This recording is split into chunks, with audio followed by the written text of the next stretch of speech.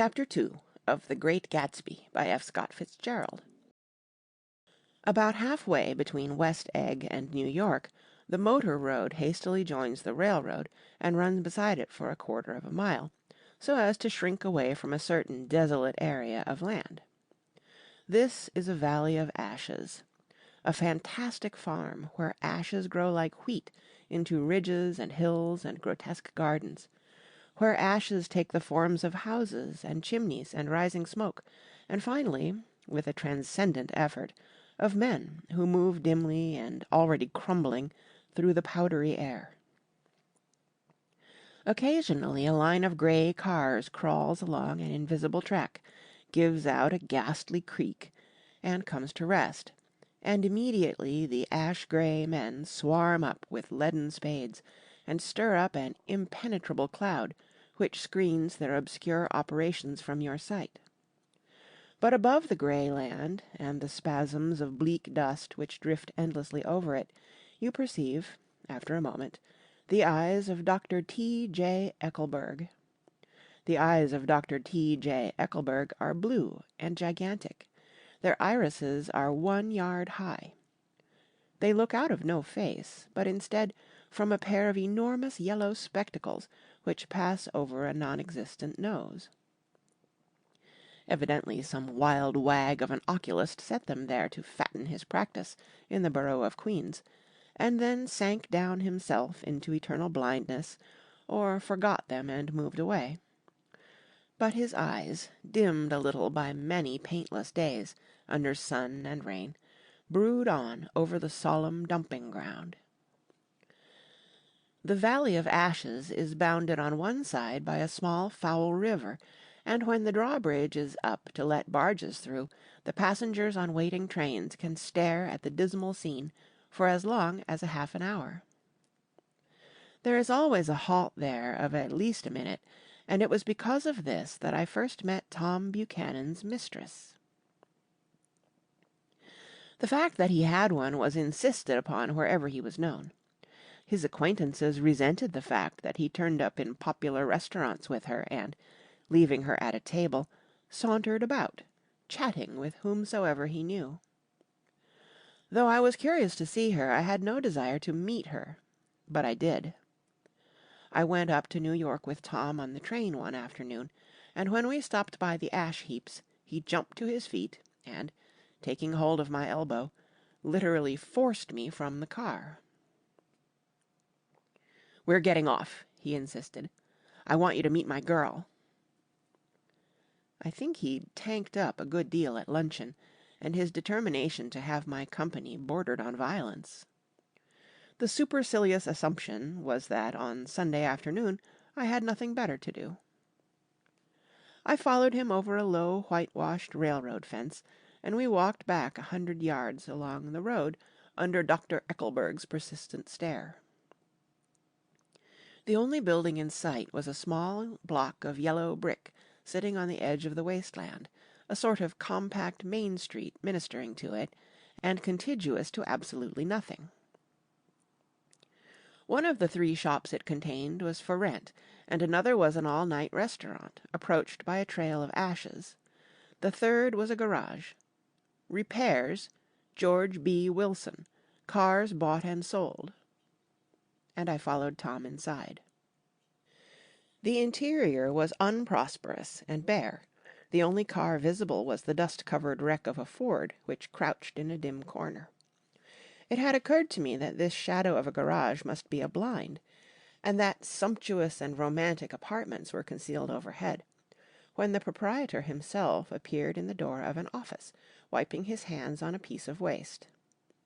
He was a blond, spiritless man, anemic and faintly handsome. When he saw us, a damp gleam of hope sprang into his light blue eyes. "Hello, Wilson, old man," said Tom, slapping him jovially on the shoulder. "How's business?" "I can't complain," answered Wilson unconvincingly. "When are you going to sell me that car?" "Next week. I've got my man working on it now." "Works pretty slow, don't he?" "No, he doesn't," said Tom coldly. And if you feel that way about it, maybe I'd better sell it somewhere else after all." "I don't mean that," explained Wilson quickly. "I just meant—" His voice faded off, and Tom glanced impatiently around the garage. Then I heard footsteps on the stairs, and in a moment the thickish figure of a woman blocked out the light from the office door. She was in the middle 30s, and faintly stout, but she carried her surplus flesh sensuously, as some women can.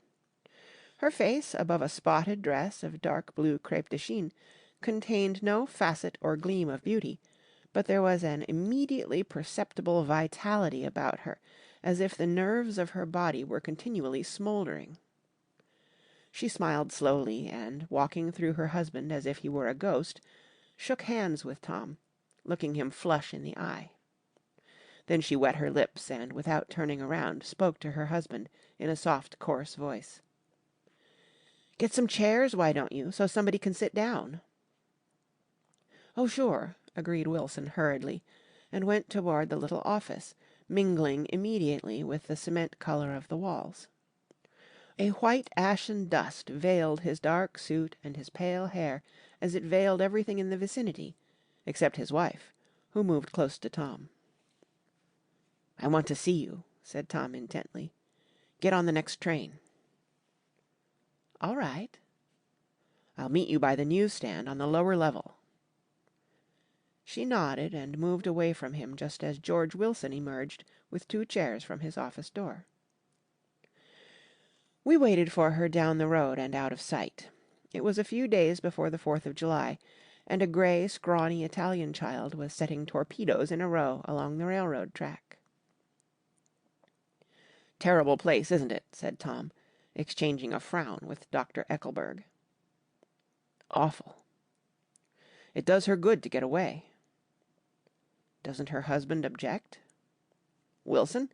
He thinks she goes to see her sister in New York. He's so dumb he doesn't know he's alive."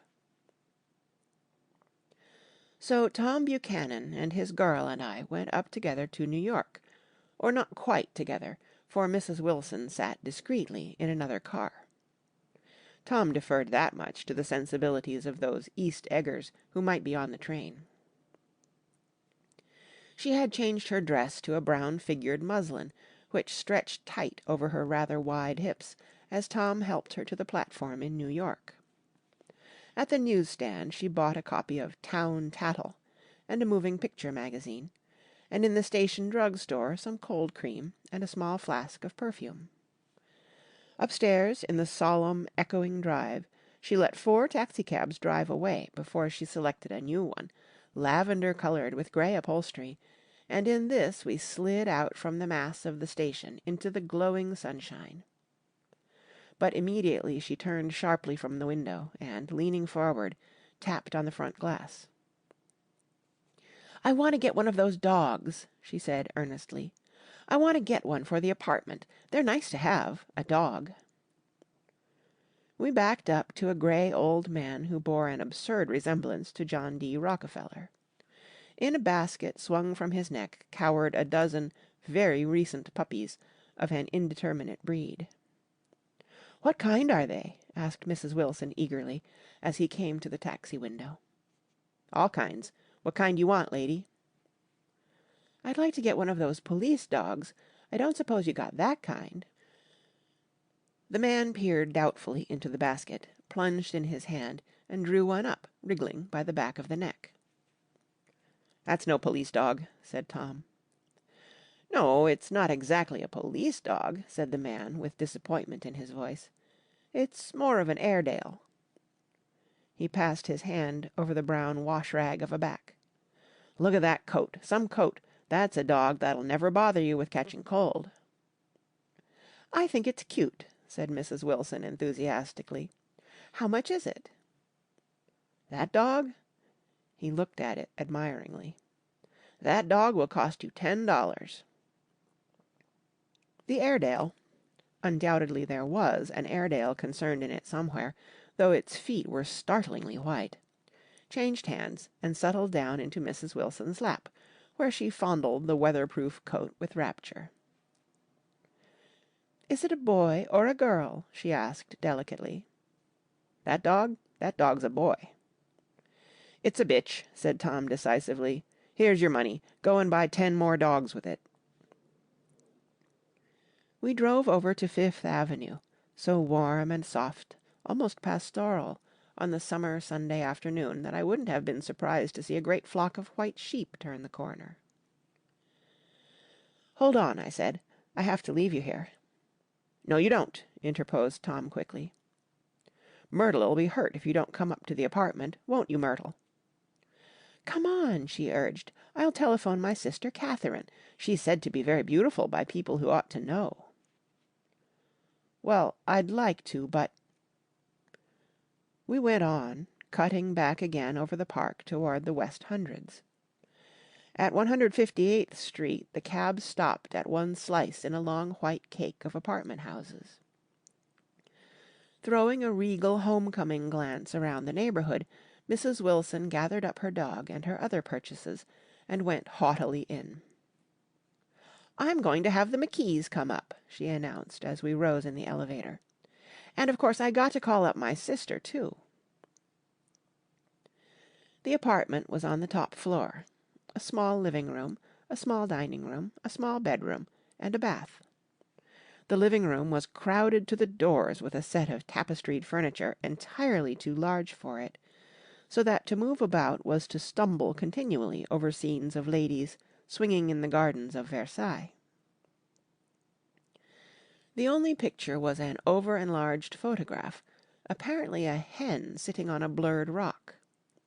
Looked at from a distance, however, the hen resolved itself into a bonnet, and the countenance of a stout old lady beamed down into the room. Several old copies of Town Tattle lay on the table, together with a copy of Simon Called Peter, and some of the small scandal magazines of Broadway. Mrs. Wilson was first concerned with the dog. A reluctant elevator boy went for a boxful of straw and some milk, to which he added on his own initiative a tin of large, hard dog biscuits, one of which decomposed apathetically in the saucer of milk all afternoon. Meanwhile Tom brought out a bottle of whiskey from a locked bureau drawer. "I have been drunk just twice in my life, and the second time was that afternoon, so everything that happened has a dim, hazy cast over it, although until after 8 o'clock the apartment was full of cheerful sun." Sitting on Tom's lap, Mrs. Wilson called up several people on the telephone. Then there were no cigarettes, and I went out to buy some at the drugstore on the corner. When I came back they had disappeared, so I sat down discreetly in the living room and read a chapter of Simon Called Peter. Either it was terrible stuff or the whiskey distorted things, because it didn't make any sense to me. Just as Tom and Myrtle (after the first drink Mrs. Wilson and I called each other by our first names) reappeared, company commenced to arrive at the apartment door. The sister, Catherine, was a slender, worldly girl of about 30, with a solid, sticky bob of red hair and a complexion powdered milky white. Her eyebrows had been plucked and then drawn on again at a more rakish angle, but the efforts of nature toward the restoration of the old alignment gave a blurred air to her face. When she moved about there was an incessant clicking as innumerable pottery bracelets jangled up and down upon her arms. She came in with such a proprietary haste and looked around so possessively at the furniture that I wondered if she lived here. But when I asked her she laughed immoderately, repeated my question aloud, and told me she lived with a girl-friend at a hotel. Mr. McKee was a pale, feminine man from the flat below. He had just shaved, for there was a white spot of lather on his cheekbone, and he was most respectful in his greeting to everyone in the room. He informed me that he was in the artistic game, and I gathered later that he was a photographer, and had made the dim enlargement of Mrs. Wilson's mother, which hovered like an ectoplasm on the wall. His wife was shrill, languid, handsome, and horrible. She told me with pride that her husband had photographed her 127 times since they had been married. Mrs. Wilson had changed her costume some time before, and was now attired in an elaborate afternoon dress of cream-coloured chiffon, which gave out a continual rustle as she swept about the room. With the influence of the dress, her personality had also undergone a change. The intense vitality that had been so remarkable in the garage was converted into impressive hauteur. Her laughter, her gestures, her assertions became more violently affected moment by moment, and as she expanded, the room grew smaller around her, until she seemed to be revolving on a noisy, creaking pivot through the smoky air. "My dear," she told her sister, in a high, mincing shout, "most of these fellas will cheat you every time. All they think of is money. I had a woman up here last week to look at my feet, and when she gave me the bill, you'd have thought she had my appendicitis out." "What was the name of the woman?" asked Mrs. McKee. "Mrs. Aberhart. She goes around looking at people's feet in their own homes." "I like your dress," remarked Mrs. McKee. "I think it's adorable." Mrs. Wilson rejected the compliment by raising her eyebrow in disdain. "It's just a crazy old thing," she said. "I just slip it on sometimes when I don't care what I look like." "But it looks wonderful on you, if you know what I mean," pursued Mrs. McKee. "If Chester could only get you in that pose, I think he could make something of it." We all looked in silence at Mrs. Wilson, who had removed a strand of hair from over her eyes, and looked back at us with a brilliant smile. Mr. McKee regarded her intently with his head on one side, and then moved his hand back and forth slowly in front of his face. "I should change the light," he said after a moment. "I'd like to bring out the modelling of the features, and I'd try to get hold of all the back hair." "I wouldn't think of changing the light," cried Mrs. McKee. "I think it's—" Her husband said, "Shh!" and we all looked at the subject again, whereupon Tom Buchanan yawned audibly and got to his feet. "You McKees have something to drink," he said. "Get some more ice and mineral water, Myrtle, before everybody goes to sleep." "I told that boy about the ice." Myrtle raised her eyebrows in despair at the shiftlessness of the lower orders. "These people! You have to keep after them all the time." She looked at me and laughed pointlessly. Then she flounced over to the dog, kissed it with ecstasy, and swept into the kitchen, implying that a dozen chefs awaited her orders there. "I've done some nice things out on Long Island," asserted Mr. McKee. Tom looked at him blankly. "2 of them we have framed downstairs." "2 what?" demanded Tom. "2 studies. One of them I call Montauk Point, the Gulls, and the other I call Montauk Point, the Sea." The sister Catherine sat down beside me on the couch. "Do you live down on Long Island too?" she inquired. "I live at West Egg." "Really? I was down there at a party about a month ago, at a man named Gatsby's. Do you know him?" "I live next door to him."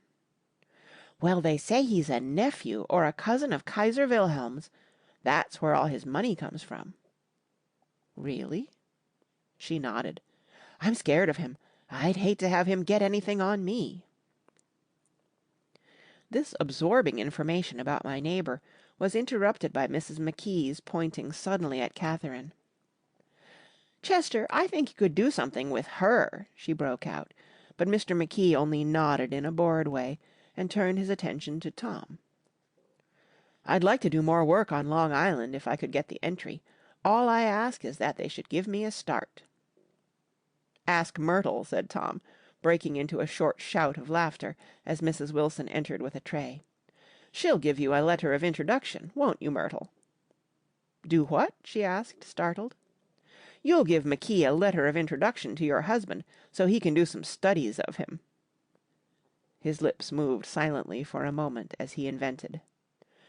"George B. Wilson at the gasoline pump," or something like that.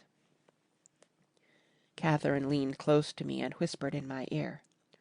Neither of them can stand the person they're married to. Can't they? Can't stand them. She looked at Myrtle and then at Tom. What I say is, why go on living with them if they can't stand them? If I was them, I'd get a divorce and get married to each other right away. Doesn't she like Wilson either? The answer to this was unexpected. It came from Myrtle, who had overheard the question, and it was violent and obscene. "You see!" cried Catherine triumphantly. She lowered her voice again. "It's really his wife that's keeping them apart. She's a Catholic, and they don't believe in divorce." Daisy was not a Catholic, and I was a little shocked at the elaborateness of the lie. "When they do get married," continued Catherine, "they're going west to live for a while until it blows over." "It'd be more discreet to go to Europe." "Oh, do you like Europe?" she exclaimed surprisingly. "I just got back from Monte Carlo." "Really?" "Just last year. I went over there with another girl." "Stay long?" "No, we just went to Monte Carlo and back. We went by way of Marseilles. We had over $1,200 when we started, but we got gypped out of it all in 2 days in the private rooms. We had an awful time getting back, I can tell you. God, how I hated that town."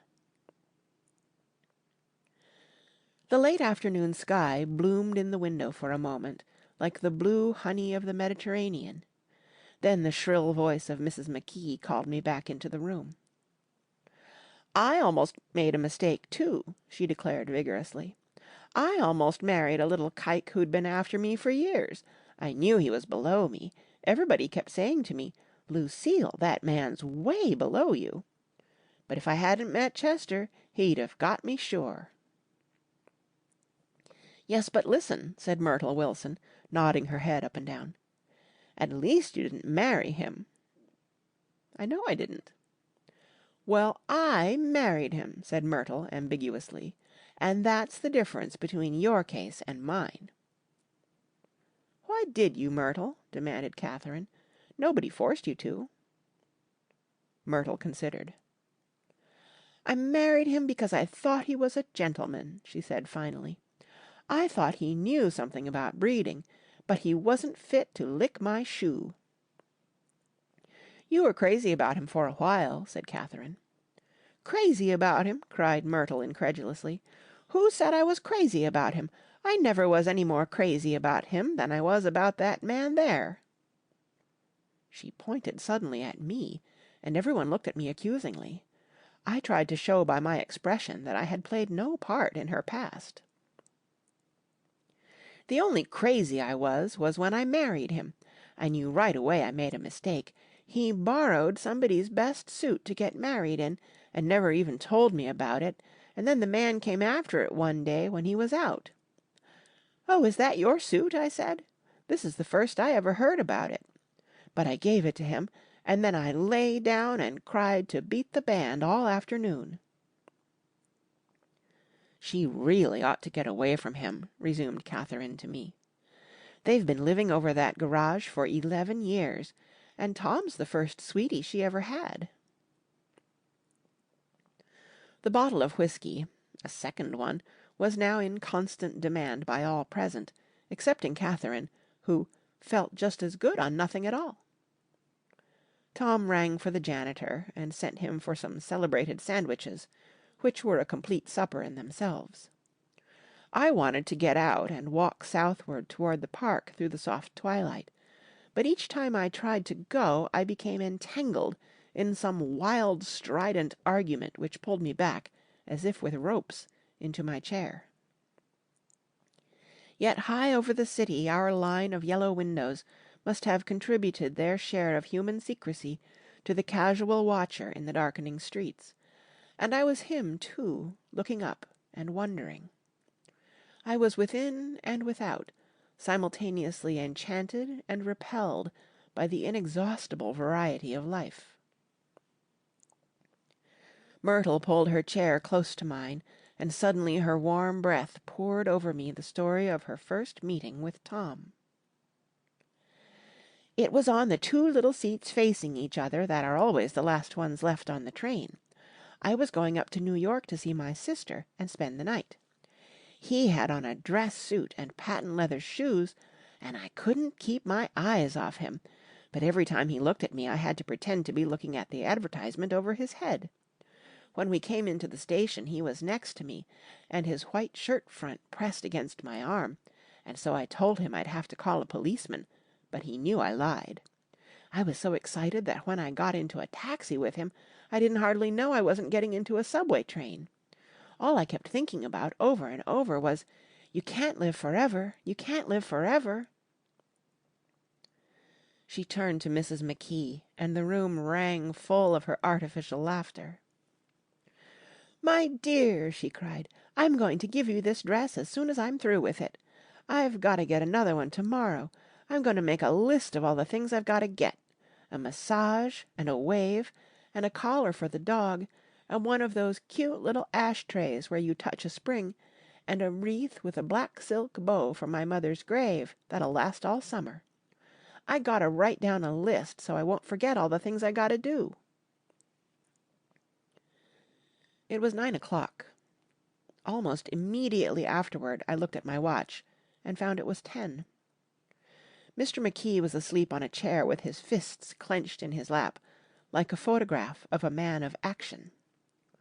Taking out my handkerchief, I wiped from his cheek the remains of the spot of dried lather that had worried me all the afternoon. The little dog was sitting on the table looking with blind eyes through the smoke, and from time to time groaning faintly. People disappeared, reappeared, made plans to go somewhere, and then lost each other, searched for each other, found each other a few feet away. Sometime toward midnight Tom Buchanan and Mrs. Wilson stood face to face discussing, in impassioned voices, whether Mrs. Wilson had any right to mention Daisy's name.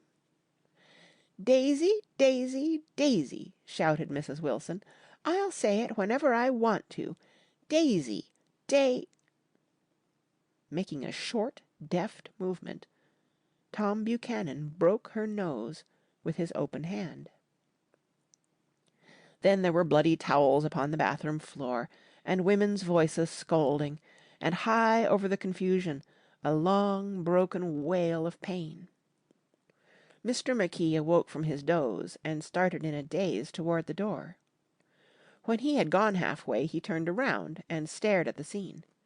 His wife and Catherine scolding and consoling as they stumbled here and there among the crowded furniture with articles of aid, and the despairing figure on the couch bleeding fluently and trying to spread a copy of Town Tattle over the tapestry scenes of Versailles. Then Mr. McKee turned and continued on out the door. Taking my hat from the chandelier, I followed. "Come to lunch some day," he suggested, as we groaned down in the elevator. "Where?" "Anywhere." "Keep your hands off the lever," snapped the elevator boy. "I beg your pardon," said Mr. McKee with dignity. "I didn't know I was touching it." "All right," I agreed. "I'll be glad to." I was standing beside his bed, and he was sitting up between the sheets, clad in his underwear, with a great portfolio in his hands. Beauty and the Beast, Loneliness, Old Grocery Horse, Brooklyn Bridge. Then I was lying half asleep in the cold lower level of the Pennsylvania station, staring at the Morning Tribune and waiting for the 4 o'clock train. End of Chapter 2. Read by Kara Schallenberg,